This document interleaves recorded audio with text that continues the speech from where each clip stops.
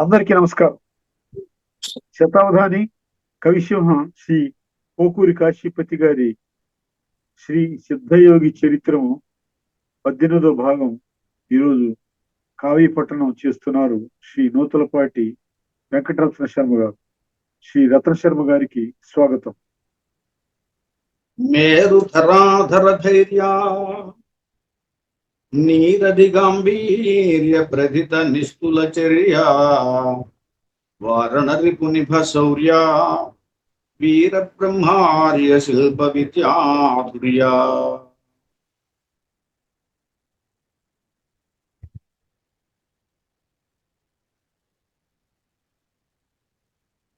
నిన్నటి రోజు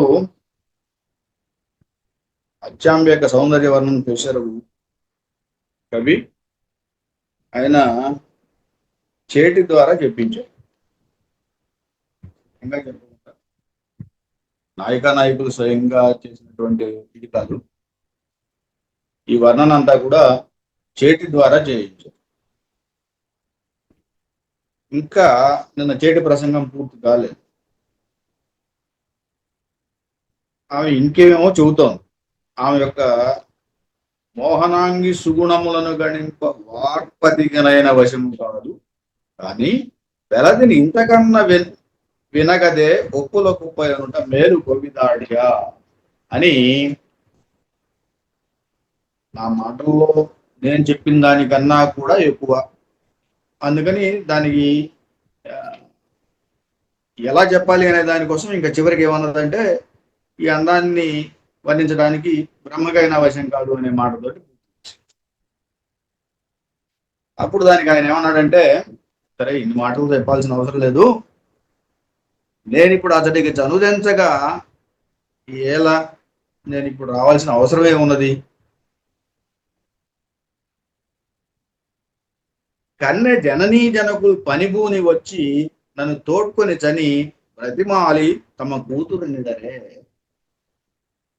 ఏమంటున్నాడు? నేను రావాల్సిన అవసరం లేదు, వాళ్ళే వస్తారు, కన్నె యొక్క తల్లిదండ్రులే వస్తారు, నన్ను బతిలాడి మరీ తీసుకెళ్తారు అని చెప్పి. సరే, ఈ మాట మీద ఉంటారా? ఈ మాట తప్పుతారా?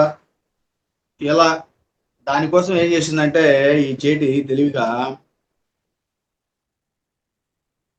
చేటి ఇట్టులనే తప్పననుచు నా చేతిలోన చేయి వేదువేని వెడలి చేడితోడ నుడివెదనని పలక సిద్ధయోగి నగుతూ చెల్లిని దాసి. చేతిలో చేయేసి చెప్పమని ఒక భాష అడిగింది.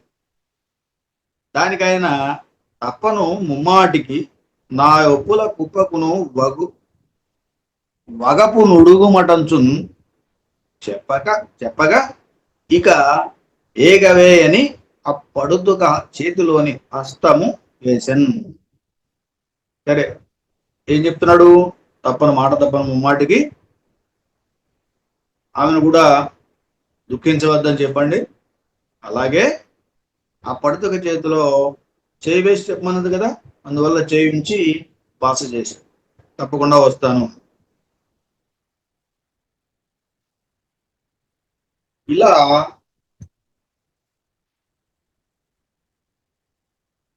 ఒక మాట తీసుకుని చేటి అక్కడి నుంచి వెళ్ళిపోయింది. సరే, ఈ చేతి వెళ్ళి ఇది జరిగిందంతా మళ్ళీ అక్కడ వాళ్ళకి చెప్పింది. ఇది జరుగుతూ ఉండగా ఇక్కడ ఏం జరిగిందో ఇదంతా తిరిగి చేటి అచ్చాంబికి చెప్పుకుంది. చెప్పినప్పుడు అది విన్నటువంటి కాసింబి, అచ్చాంబి తల్లి, అయ్యడ వెస కాసింబి తొయ్యలి అరుదించి వగపుతో నేర్పరియవు బియ్యపురాలకి ఇట్లనే. బియ్యపురాలతోటి ఏదో అన్నది. ఏమన్నదో చూద్దాం.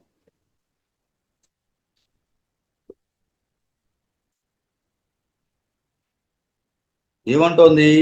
ఆదరమొప్ప నా సుతకు ఔషధమెద్ది అయినా ఇయ్యగా రాదే, ఔషధం ఎయ్యది అయినా ఇవ్వగా రాదే. ఆ కుమార్తెకు ఆరోగ్యం కుదురుకునే దానికి వీలుగా ఏదైనా ఒక ఔషధం ఇవ్వచ్చు కదా. ఔషధమియ్యగా రాజ సఖీయనంగా మకరధ్వజ సేవనమైన పూర్ణచంద్రోదయ సేవనమైన ఉగ్మలిగిన్ పరితాపము కడున్ ప్రోదినొనొచ్చు గాని సరిపోయేటి మందొకటి ఉండే నీ రఘున్. ఏముంటోంది? ఈ పూర్ణచంద్రోదయం కానీ మకరధ్వజం కానీ ఏదైనా కనుక ఇస్తే పరితాపము కడున్ ప్రోదినొనొచ్చు గాని ఇంకా కాస్త ఎక్కువ అవుతాయట పరితాపం అనేది. కాబట్టి సరిపోయే మందు ఏదన్నా ఉంటే ఒకటి ఇవ్వమని అడుగుతాం. ఈ కవికి ఆయుర్వేదంలో కూడా కొంత పరిచయం ఉన్నట్టుగా మనకు అర్థం అవుతుంది. ఈ మకర ధ్వజాలు, ఇగో ఈ పూర్ణచంద్రోదయం లాంటివి ఇక్కడ ఉన్నాయి కదా, కొన్ని మందుల పేర్లు వాడాడు. మకర ధ్వజము అని వాడాడు. ఇదొకటి ఆయుర్వేద విశేషం. అలాగే మలయ పవనంబు సోకిన ఉలికి పడును, చల్లటి గాలికి ఉలికి పడుతోంది. హెచ్చుగా సారె నిట్టూర్పు పూచుచుండని అనేక సార్లు నిట్టూరుస్తోంది. కామినికి ఒక విషగోరునితోడ వాత విధ్వంసి నిప్పించు చూతామమ్మ. వాత విధ్వంసి అనేది కూడా ఒక వైద్యం మందు, ఇది కూడా ఒక ఆయుర్వేద మందు. అందుచేత అలాంటి మందుల పేర్లన్నీ చెప్పాడు ఇక్కడ. మకరధ్వజమో లేకపోతే ఇగో వాత విధ్వంసి ఇలాంటివేవో ఇచ్చి ఆమె యొక్క రోగాన్ని కుదర్చొచ్చు కదా అని తెలియదు. శుద్ధములకు మందులు మీ బుద్ధికి తోచినట్లు ఎన్ని పోసినా చలిత ఆపోద్ధతి తక్కువ కాదిక సిద్ధక్రియ వలన గాని చెలి మనదమ్మ. ఎన్ని మందులు ఇచ్చినప్పటికీ ఆమె ఉన్నటువంటి తాప ఉద్రిక్త తగ్గదు, సిద్ధక్రియ ఒక్కటే తగ్గిస్తుంది అని. ఆ సిద్ధక్రియ కూడా ఆయుర్వేద విధానాల్లో ఒకటి. కాబట్టి ఇలా ఆయుర్వేద మందులకు సంబంధించినటువంటి 3-4 ప్రస్తావన చేశారు ఇక్కడ. దీనికి శ్లేషార్థం ఏంటంటే సిద్ధక్రియ అంటే సిద్ధయ్య యొక్క సంగతి కలగాలి, సిద్ధయ్యతోటి సంయోగం కలగాలి, వివాహం చేయాలి. ఇది అంతర్లీనంగా ఉన్నటువంటి అర్థం. సరే, ఆ కాసింబికి ఇది అర్థం కాలేదు. కాసింబి ఏమంటోందంటే, ఓటి సిద్ధక్రియను మాటయే చెవినాటినంత మాత్రమే కనులను తేటగను విచ్చుతూచు నీ గేటికి పెరమందులు అడ్డవేకిచ్చుటాయని. సిద్ధక్రియ అనగానే సిద్ధయ్య మాట వినపడగానే కళ్ళు తెరిచి చూసింది. కాసింబి లలనామణికి ఆశ కింద జనించి అలా చేతికి సందేశమును వినగవలని పేషల వాక్యం అనేటువంటి రకంగా ఈ శ్లేషార్థం ఏమిటో ఒక శ్లేషార్థం వచ్చింది. సిద్ధక్రియ అనేది ఒక మందు అంటున్నారు, సిద్ధయ్య అనే పేరు వినపడగానే కళ్ళు తెరిచింది అంటున్నారు. కాబట్టి చేటి నీవు పలుకు శ్లేషార్థ వాక్యము నందు ఒకంత సంశయము కలిగే చెలిమి కత్తి ఒకట సిద్ధక్రియ అనంగా ఏదో తెలపగలవే అని చెప్పేసి అడిగింది. సిద్ధక్రియ అనేది ఏదో శ్లేషగా మాట్లాడుతున్నట్టుంది. సిద్ధక్రియ అంటే ఏమిటి అనేది అడిగింది. అడిగితే దానికి ఏమని చెప్పిందంటే చివరిగా ఒక్క మాటతోటి ఆమె పూర్తి చేసింది ఆ చెలికెత్తి. ఏది సిద్ధయ్య దగ్గరికి వెళ్ళి వచ్చిన ఏమంటుందో చూడండి. వినుమమ్మ నీ పుత్రి వేల సిద్ధయ్యన్ తడుకున పెళ్లి ఆడుటకు నుంచి ఊడు నీళ్లును మానుకొని తప్పింపుతుండేగా అని వేరొక జబ్బు కలిగి కాదు. నీ కుమార్తె సిద్ధయ్యను పెళ్లి చేసుకోవాలనే ఉద్దేశంతో ఊడు నీళ్లు మానుకొని తప్పిస్తోంది తప్ప వేరొక జబ్బు లేదు. ప్రధానమైన కారణం అది, సిద్ధయ్యను వివాహం చేసుకోవాలనేది ఆమె. దానికోసమే ఇప్పుడు కూడు నీళ్లు మానేసి, అందువల్ల ఇలా ఉంది. అంతేగాని వేరే జబ్బు అయితే ఏం లేదు.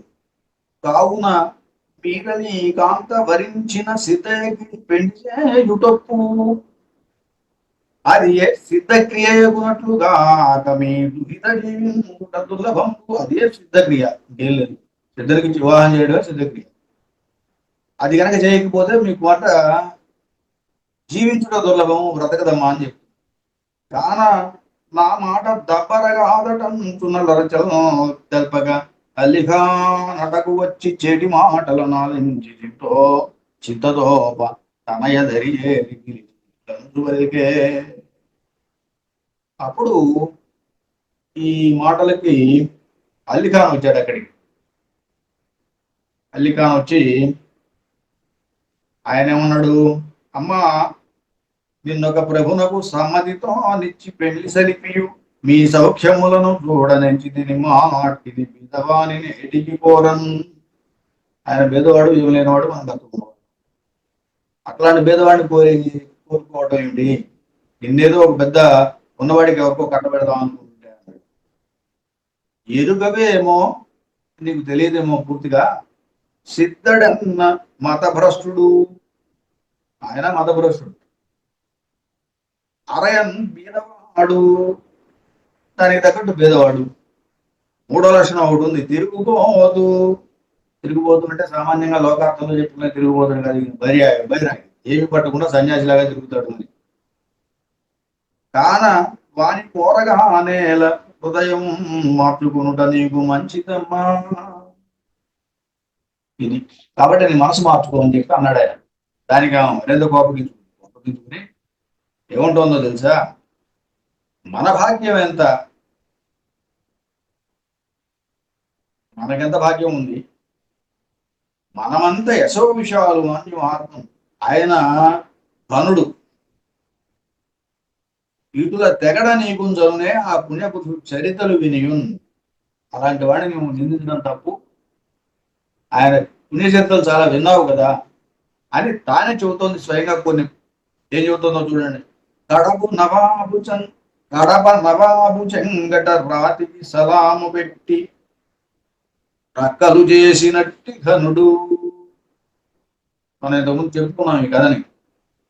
కడప నవాబు దగ్గర ఒక పెద్ద బండరాతిని పెట్టి దానికి నమస్కారం చేస్తే అది రక్కలయ్యింది. అది గుర్తు చేస్తోంది. గడప నవాబు చెంగట రాతికి సలాం పెట్టి రక్కలు చేసినట్టి ఘనుడు. తన దోచుకొన వచ్చిన తలారులకును వ్యాఘ్రములను చూపినట్టి ఘనుడు.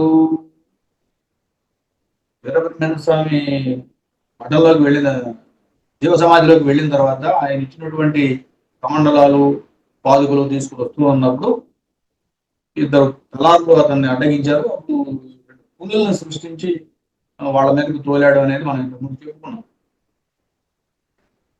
తనను దోచుకొన వచ్చిన తలారులకును వ్యాఘ్రములను చూపినట్టి ఘనుడు.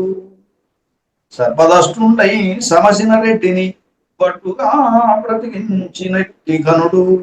సర్పదష్టుడై పాము కాడు చేత చనిపోయినటువంటి ఆయన ఒక కుమారెడ్డి అని, ఆ రెడ్డిని పట్టుగా బ్రతికించినట్టి ఘనుడు. చక్కగా బ్రతికించినటువంటి వాడు. చనిపోయిన వాడిని బ్రతికించడం మామూలు కాదు కదా, అలాంటి మార్గాలు చూపించినటువంటి వాడు అంత గొప్పవాడు. అడవిని పులినోటబడిన గిట్టిని గ్రామం అందుండే మరిచిన ఎట్టి ఘనుడు. ఇంకొకటి కూడా ఉంది.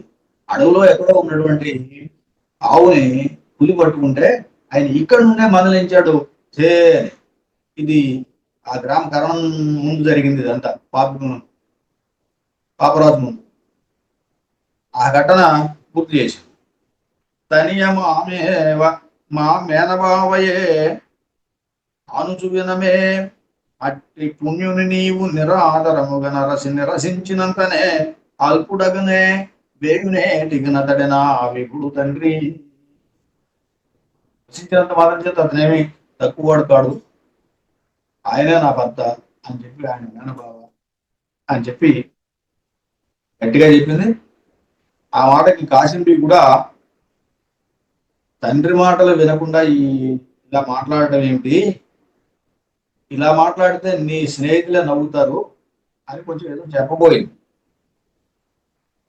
నీ తండ్రికి నిన్నేదో పెద్ద నవాబుకి ఇవ్వాలని అనిపించింది, ఆయన ఆ ప్రయత్నంలో ఉన్నాడు అని. ఇదిగో బాబునకు నిన్ను మంచి నవాబునకి ఇయ్యవలనంచు భ్రమగలదు. బాబు నవాబు ఈవా బాబునకిటులుడు ఎదురు జవాబునకు ఏమనగవలయు బాలా నిన్ను.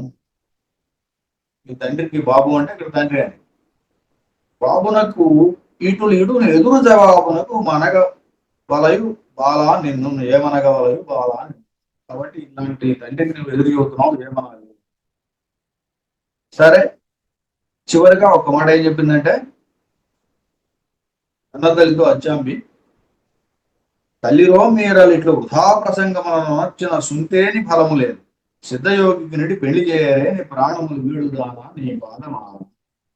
సిద్ధయోగికి పెళ్లి చేయకుంటే నేను ప్రాణాలతో ఉండను, నీ పాదములు ఆనా అని చెప్పేసి ఒక్కసారిగా తన నిర్ణయాన్ని చెప్పింది.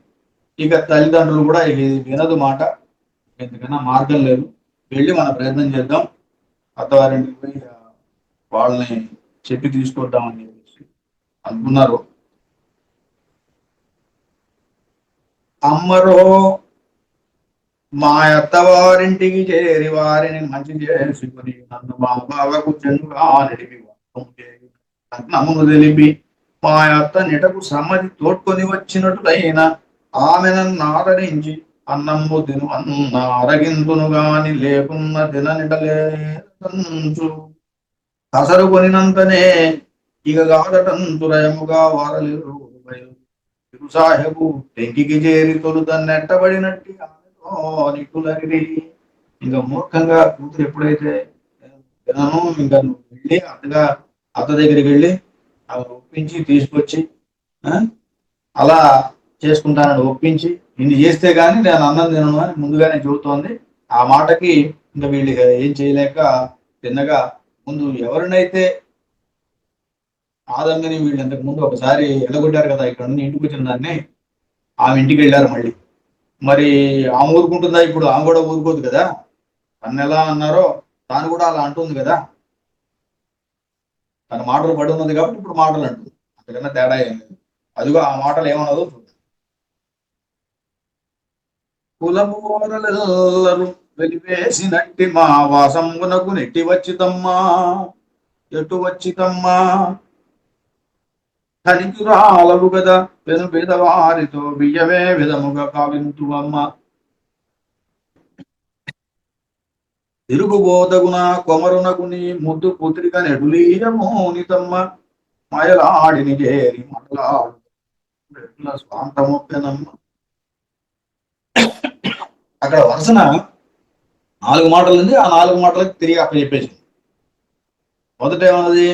కులం వారెల్లా వెలివేశారు అని. ఇంతకుముందు చెప్పారు కదా, వెలివేశారు అలాంటి వాళ్ళకి ఎందుకు వచ్చారు మళ్ళీ ఇస్తాను అని చెప్పి కదా అన్నదప్పుడు అందుకు నీవేమంటుంది? అలా కులం వెలివేసిన వాళ్ళ ఇంటికి మళ్ళీ ఎట్లా వచ్చావమ్మా?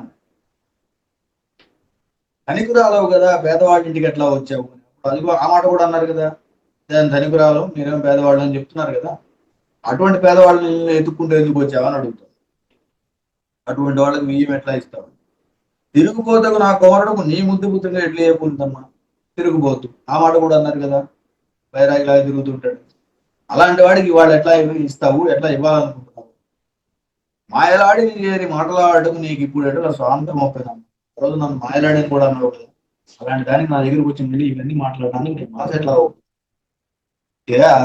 మాటకు మాట అప్పచెప్పేసి నిన్ననే కదా మీ ఇంట నన్ను మిగుల తోలనాడుతూ మెడబట్టి తోసినావు. మనం ఇంతలో ఎట్టు మరిచిద్దామా నీ ముఖం చూడరాదు నిలువకమ్మా అని చెప్పాను. మాటలకి కాసింది కూడా నా నేరములు క్షమించి ఆదంబి పదవిగా గగన నుదురు ఏడ్చి పూర్వం ఏడ్చాను. ఆ మాటల్ని క్షమించమని నన్ను క్షమించి పాదాలు పట్టు కోసం అతని. అప్పుడు పీర్ సాహెబ్ కూడా భార్యతో సరే అయిందేదో అయింది, వాళ్ళ నిన్ను నెట్టేసిన చేతిలో వాళ్ళు వచ్చి శరణు పెడుతున్నాయి కాబట్టి మళ్ళీ మీ వదిన దగ్గర కూర్చుని ఆ కావాల్సినటువంటి కార్యక్రమం ఏమిటో చూడమని చెప్పేసి. సరే నీవు కాశింబి ఏమడుగుతుందంటే, నిన్న నీవు వచ్చి తన్నది మొదలు నీ కోటలు ఇంతవరకు కూడు నీళ్లు ముట్టదాయే. ఎంత ముట్టదలయో కానీ ఏమి చేయదు, చివరికి ఇట్లని నువ్వు వచ్చి నిన్న దగ్గర నుంచి ఇంతవరకు కూడు నీళ్లు ముట్టలేదు, చివరికి ఇట్లా అందమ్మా అని చెప్పేసి ఒక మాట చెబుతాను. అకలంక దరహసితాస్యాబ్జవై నీవు రాణ మా ఇంటికి రావాలనట. తనను సిద్ధయగిరితక వివాహమునొచ్చి లగ్నము నీవే తెల్పగవలనట. లేలని కోర్కెదీరనన్నంబును తినుమని నీవన్న తినగలదట. ఇంటకు తప్ప వేరు ఇంకొక విధమున నీ కోడలన్నము ఎన్ని కారణాలు ఎన్ని లెక్కలు చెప్తుందో చూడండి. నవ్వుతూ ఈ అత్త వాళ్ళ ఇంటికి వెళ్ళారట. వెళ్ళి సిద్ధయ్యకి ఇచ్చి పెళ్లి చేసే దానికి ఒక ముహూర్తం చెప్పాలట. ఆ ముహూర్తం తెలిపి నీ కోరిక తీరుతుంది అన్నం తినమన్నారట. అప్పుడు నువ్వు అడిగితే తప్ప తాను అన్నం తినట ఇంతవరకు అప్పటిదాకా కూడా తాను అన్నం తిననని చెప్పింది అని కాశింబి. సరే, ఆ క్రమంలోనే వాళ్ళు ఎప్పుడో నిశ్చయించుకున్నారు, ఇదివరకు రేపు లేదు ఎల్లుండే అని చెప్పుకున్నారు. అప్పటికప్పుడు మళ్ళీ ఆయన్ని తీసుకుని ఈ ఆదంబిని తీసుకుని ఈ కాశింబి దంపతులు ఇంటికి చేరారు. ఇంటికి చేరిన తర్వాత అక్కడ వాళ్ళు ఎల్లుండేనమ్మా నీకు వివాహం అని చెప్పి కోడలికి నచ్చ చెప్పింది. ఆ కోడలు కూడా ఏమన్నదంటే నువ్వు నేను ఒక పట్టును కూర్చుని భోజనం చేద్దామని చెప్పింది. కంచంలో తినాలని కూడా అడిగింది. అలాగే చేసి ఆమె మొత్తం మీద అత్తా అన్నము ఇరుగురము ఇద్దరి ఒక పళ్ళెలను తినవలే, నీ చిత్తమును తెలుపుమను నాకు ఒత్తడి వల్లే అటంచు కోడలి కని అత్తరి కాశింబి ఒక పుత్తడి పళ్ళెమున అన్నమును పెట్టిన ఆ అత్తయ్యను ముద్దు గోడలు పొత్తున కూర్చుండి తినిరిపో మోదమునన్. ఈ రకంగా వాళ్ళిద్దరు కూడా కథల్లో ఫోన్ చేశారట. ఈ రకంగా ఇవాళకి ఈ కథను పూర్తి చేద్దాం. మిగతా బాగానే చేస్తాం. కవిసింహ శ్రీ పోకూరి కాశీపతి గారి శ్రీ సిద్ధయోగి చరిత్రము కావ్యపట్నం గావించిన శ్రీ నూతలపాటి వెంకటరత్న శర్మ గారికి ధన్యవాదాలు.